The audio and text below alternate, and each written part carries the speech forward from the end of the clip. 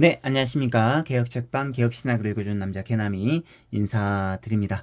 오늘은 질문하는 성도 대답하는 신학자 제2장 하나님이 궁금해요. 그 가운데서도 두 번째와 세 번째 챕터 하나님이 우리와 다른 점은 무엇인가요? 하나님이 우리와 같은 점은 무엇인가요?에 관한 그 질문의 답을 우리가 함께 살펴보도록 하겠습니다. 신학이 있는 답변 두 번째 챕터입니다. 하나님이 우리와 다른 점은 무엇인가요? 자, 이것은 절대적인 하나님, 창조주 하나님이 피조물인 우리와 절대로 공유하지 않는 하나님만이 가지시는 속성을 가리킵니다. 이것을 가리켜서 비공유적 속성, 하나님께서 하나님만이 가지고 계시고 다른 피조물들과는 공유하지 않는다고 해서 비공유적 속성이라고 해요. 이게 바로 하나님이 우리와 다른 점입니다. 하나님께서 사람을 창조하셨습니다. 성경의 이를 다음과 같이 표현합니다. 하나님이 자기 형상 곧 하나님의 형상대로 사람을 창조하시되 남자와 여자를 창조하시고. 창세기 1장 27절 말씀이죠. 이 말씀에서 주목할 부분은 하나님께서 자신의 형상대로 사람을 창조하셨다라고 하는 표현입니다. 하나님에 의해 피조된 인간은 하나님과 닮은 부분이 있다라는 것이 성경의 가르침입니다. 그 이유는 우리들이 하나님의 형상을 따라 창조되었기 때문이죠. 하나님의 형상대로 창조되었다라고 해서 그러나 인간들이 하나님과 모든 부분에서 동일한 것은 아닙니다. 여전히 창조주 하나님과 피조물인 인간 사이에 절대적으로 건널 수 없는 깊고도 넓은 질적 차이가 존재한다라는 것이죠. 신학에서는 이를 비공유적 속성이라고 부릅니다.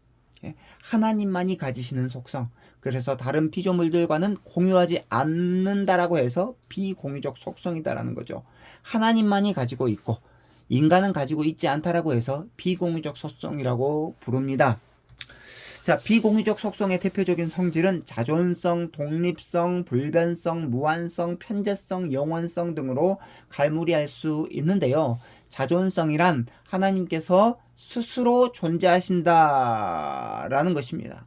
이에 반해서 인간은 의존성을 가지고 있습니다. 언제나 타인에게, 다른 사람에게 의존해야만 살아갈 수 있다는 점에서 인간은 독립적이지 않죠. 비독립적인 존재입니다. 이와 반대로 하나님은 스스로 존재하시면서 다른 사람들에게, 다른 피조물에게 이렇게 의존하지 않는 독립성을 가지고 있습니다. 즉 하나님은 스스로 무한하게 만족하시면서 스스로 독립적으로 존재하시는 바로 하나님이심을 우리는 성경을 통해 분명하게 알 수 있습니다. 또한 하나님은 변하지 않는 분이십니다. 변하지 않는 분이시죠. 이것을 가리켜서 불변성이라고 명명합니다. 하나님은 유한한 인간과 본질적으로 다른 분이신데 그 이유는 하나님은 무한하신 분이시기 때문입니다. 하나님의 무한성. 이 하나님의 무한성이 공간에 적용되면 편재성이 되는 것이고 시간에 적용되면 영원성으로 기결됩니다. 유한한 인간은 특정 공간과 시간 안에 머물러 있어야 하지만 무한하신 하나님은 시공간을 초월하여 자유롭게 활동하실 수 있다라는 측면에서 무한성은 비공유적 속성들 중에 핵심 요소를 이룬다라는 것이죠. 자, 비공유적 속성에 대한 논의는 하나님을 하나님으로 인정하고 인간을 인간으로 인정하는 중요한 역할을 감당합니다. 즉 무한하신 창조주 하나님을 그 모습 그대로 인정하여서 그의 무한하심과 광대하심을 믿음으로 말미암아 우리가 수납하는 것이고 동시에 무한하신 하나님과 깊고도 넓은 질적 차이를 가지고 있다라고 하는 인간의 연약함을 인정하는 것입니다. 하나님을 하나님으로 인정할 수 있는 그러한 신학, 이것이 바로 하나님이 우리와 다른 점은 무엇인가요? 비공유적 속성을 통해서 우리가 분명하게 깨달을 수 있다는 것이죠. 자, 깨달음이 있는 성경 구절입니다. 하나님이 우리와 다른 점이 무엇이냐? 하나님의 비공유적 속성에 관해서 우리가 분명하게 증거해주는 성경 구절은 다음과 같습니다. 출애굽기 3장 14절 떨기나무 불꽃 가운데 나타난 하나님께서 모세에게 자기 자신을 이렇게 말씀하십니다. 하나님이 모세에게 이르시되 나는 스스로 있는 자이니라. 출애굽기 3장 14절. 그리고 시편 102편입니다. 주는 한결같으시고 주의 연대는 무궁하리이다. 예. 그리고 에레미야 23장 24절 여호와가 말하노라 나는 천지에 충만하지 아니하냐. 그리고 시편 90편 2절입니다. 영원부터 영원까지 주는 하나님이시니이다 라고 되어 있어요. 자, 하나님이 우리와 다른 점, 비공유적 속성에 관해서 우리가 함께 살펴보았는데요.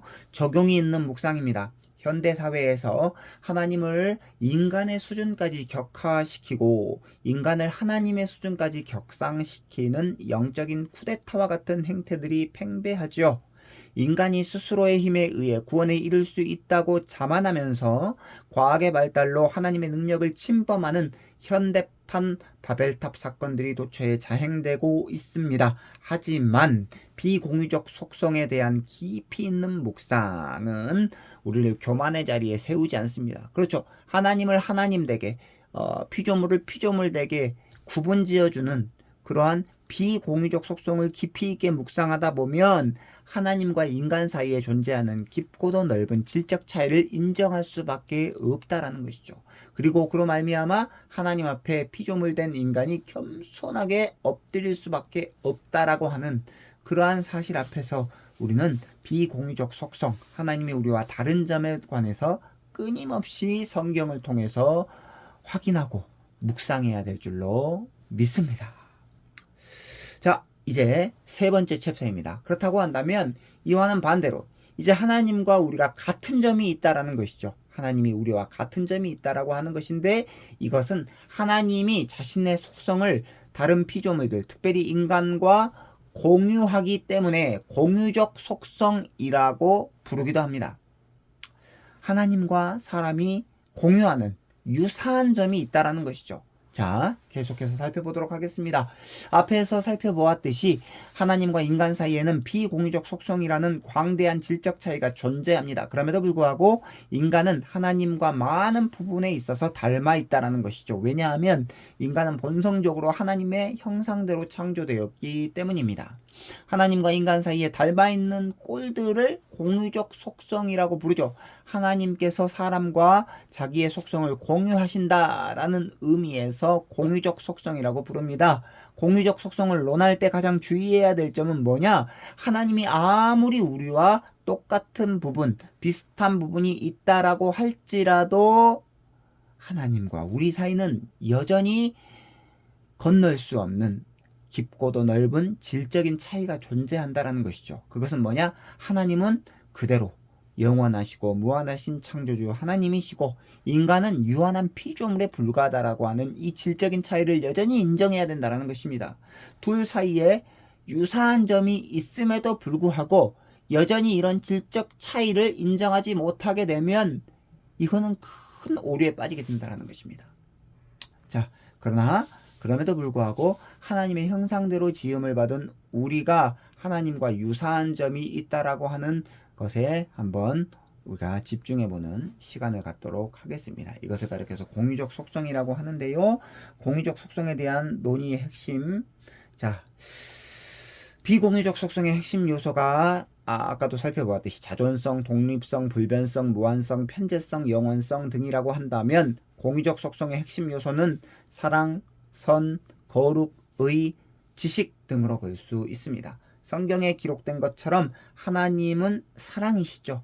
우리 인간들도 사랑을 받고 사랑을 하며 사랑하는 사랑의 존재들입니다. 그런 점에서 하나님과 인간 모두 사랑이라고 하는 속성을 공유하고 있다고 볼 수 있습니다. 하나님은 선하시고 신실하신 분이시죠. 인간 역시 선하고 신실한 사람들이 존재합니다. 하나님은 거룩 그 자체이고 인간도 다른 사람보다 조금 더 상대적으로 거룩한 삶을 살아갈 수 있다는 거죠. 사회가 정해놓은 그 법치의 테두리 안에서 의로운 삶, 거룩한 삶을 영위할 수 있는 능력이 인간에게도 존재한다라고 하는 것이죠. 하나님은 지혜와 지식이 충만한 분이십니다. 마찬가지로 인간의 지혜와 지식도 우리가 서로 공유하며 살아갈 수 있다는 거죠. 이처럼 하나님과 인간 사이에는 서로 공유하고 있는 성질들이 존재한다라는 것입니다. 그러나 그럼에도 불구하고 공유적 속성을 논하는 가운데서도 반드시 질적인 차이를 논해야 된다라고 하는 것이 중요합니다. 하나님은 창조주, 우리는 유한한 피조물. 이 사이에 있는 질적인 차이를 논하지 않을 경우에는 우리가 하나님의 자리로 올라가려고 하는 교만이 싹틀 수밖에 없다는 거죠. 그러니 공유적 속성 또한 비공유적 속성의 틀 가운데서 작동되기 때문에 우리는 피조물의 그 자리를 굳건하게 지키면서 창조주이신 하나님을 바라봐야 된다라고 하는 것입니다. 즉 하나님의 사랑, 하나님의 지혜, 하나님의 선, 하나님의 거룩을 말할 때조차도 그 공유의 속성, 공유적인 속성이 하나님의 질적인 차이에 있어서 인간은 한없이 모자라다라는 것이죠. 자, 하나님의 사랑은 그의 비공유적 속성인 무한성에 근거하기 때문에 무한한 사랑이고, 반면에 인간의 사랑은 유한성에 근거하기 때문에 유한한 사랑입니다. 거룩도 마찬가지죠. 하나님의 거룩은 무한한 거룩이고 인간의 거룩은 유한한 거룩입니다. 하나님의 무한성과 인간의 유한성은 그래서 구별될 수밖에 없다는 것이죠. 그러므로 공유적 속성 역시 비공유적 속성에 대한 논의처럼 하나님을 하나님으로, 인간을 인간으로 놔두는 역할을 일견 감당합니다. 자, 창세기 1장 27절, 하나님이 우리와 같은 점은 무엇인가요? 하나님이 자기 형상 곧 하나님의 형상대로 사람을 창조하시되 남자와 여자를 창조하시고. 적용이 있는 묵상으로 가십시다. 우리같이 죄 많은 인간들이 하나님과 일정 부분 같은 속성들을 공유하고 있다는 것 자체가 참으로 큰 은혜죠. 그러므로 우리의 할 일은 죄로 인해 왜곡된 공유적 속성들을 다시금 회복시키는 일입니다. 이는 예수 그리스도의 보혈의 공로로 성화의 은혜를 누린 자들에게 가능한 것이죠. 예수를 닮아가는 것은 죄로 왜곡된 공유적 속성들의 본래 의미를 점진적으로 회복하는 것이라는 사실을 깨달아야 된다는 것입니다. 예수를 닮아가야 된다는 것, 성화의 삶을 살아가는 것이 바로 공유적 속성들의 본래 의미들을 점진적으로 회복하는 것이고, 바로 예수 그리스도께서 다시 오실 때, 영화로운 몸을 입을 때 바로 완전하게 그 성화가 완성된다라는 것을 우리는 기억해야 합니다. 자, 사랑하는 구독자 여러분, 오늘 여기까지 이렇게 했는데요. 우리가 오늘 공유적 속성과 비공유적 속성을 함께 나눴는데, 이제 앞으로 계속해서 이제 하나님에 대해서 우리가 알아가 볼 것입니다. 좋아요와 구독은 개나미에게 큰 힘이 되고요. 다음 시간에 또 하나님이 궁금해요. 다음 챕터인 네 번째 챕터를 가지고 찾아뵙도록 하겠습니다. 안녕히 계십시오.